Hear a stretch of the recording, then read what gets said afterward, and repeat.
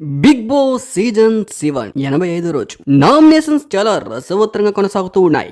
గౌతమ్, నబీల్, పృథ్వీ, గౌతమ్, నిఖిల్, గౌతమ్ నువ్వా అంటే నువ్వా అన్నట్లుగా నామినేషన్స్ ఎపిసోడ్ హీట్ పెంచేశాయి. ఇక వివరాల్లోకి వెళ్తే మీరు ఎవరినైతే ఫైనలిస్ట్ గా చూడవద్దు అనుకుంటున్నారో, ఎవరి ప్రయాణాన్ని ఇక్కడితో బిగ్ బాస్ హౌస్ లో ఆపేద్దాం అనుకుంటున్నారో ఆ ఇద్దరు సభ్యులని తగిన కారణాలు చెప్పి నామినేట్ చేయండి అంటూ శంఖంలో కలర్ పోసి కంటెస్టెంట్ ని ఆ ముందు నిలబెట్టి శంఖం నుంచి కలర్ వచ్చి కంటెస్టెంట్ మొహాన్ని తగులుతుంది. ప్రతి సీజన్ లో వచ్చే బిగ్ బాస్ రొటీన్ ప్యాటర్న్ అయినా ఈ నామినేషన్స్ మాత్రం చాలా హీట్ గా ఉంటాయి. అయితే నబీల్ నామినేషన్ చేస్తూ వైల్డ్ కార్డ్ ని బయటికి పంపించేద్దాం అనుకునే పాయింట్ గౌతమ్ బయటికి తీయడం చాలా పెద్ద తప్పని, ఆ పాయింట్ అస్సలు నబీల్ కి నచ్చలేదని, అందుకే గౌతమ్ కృష్ణని నబీల్ నామినేట్ చేశారు. గౌతమ్ దానికి రియాక్ట్ అవుతూ ఆ పాయింట్ నేను నామినేషన్స్ లో తీసుకురాలేదు, నబీల్ నాకు నచ్చిన దగ్గర నచ్చినట్టు మాట్లాడతా అంటే వెంటనే గౌతమ్ నేను కూడా నాకు నచ్చినట్టు నచ్చిన దగ్గర మాట్లాడతా తప్పేంటి, వెంటనే నబీల్ నాకు నచ్చలేదు నేను నామినేషన్ చేశా అంటూ గౌతమ్ కృష్ణని ఆ రీజన్ తో నామినేట్ చేసేశాడు. పృథ్వీ ఏమో ముక్కు అవినాష్ నామినేట్ చేస్తూ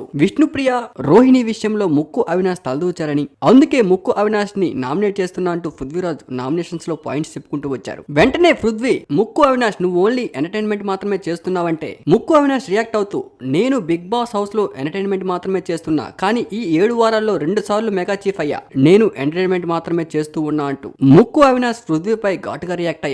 ఇన్ని వారాలు బిగ్ బాస్ హౌస్ లో నువ్వు ఉన్నావు పృథ్వీ, నువ్వు ఎప్పుడైనా మెగా చీఫ్ అయ్యావా అంటూ వెంటనే పృథ్వీపై ముక్కు అవినాష్ కౌంటర్ వేశారు. వెంటనే పృథ్వీ రియాక్ట్ అవుతూ నబీల్ నీకు షీల్డ్ ఇచ్చిన వాళ్ళే నువ్వు ఇక్కడ ఉన్నావు, లేదంటే ఇప్పటికీ నువ్వు బిగ్ బాస్ హౌస్ బయట ఉండేవాడివి అంటూ వెంటనే ముక్కు అవినాష్ రియాక్ట్ అవుతూ నబీల్ ని షీల్డ్ ఇమ్మని అడిగానా. లాస్ట్ వీక్ లో గౌతమ్ కృష్ణకి పృథ్వీకి గొడవ అయితే ఈ వీక్ లో నబీల్ కి గౌతమ్ కృష్ణకి గట్టి గొడవ అయింది. ఈ నామినేషన్స్ పై మీ ఒపీనియన్ కామెంట్ రూపంలో తెలపండి.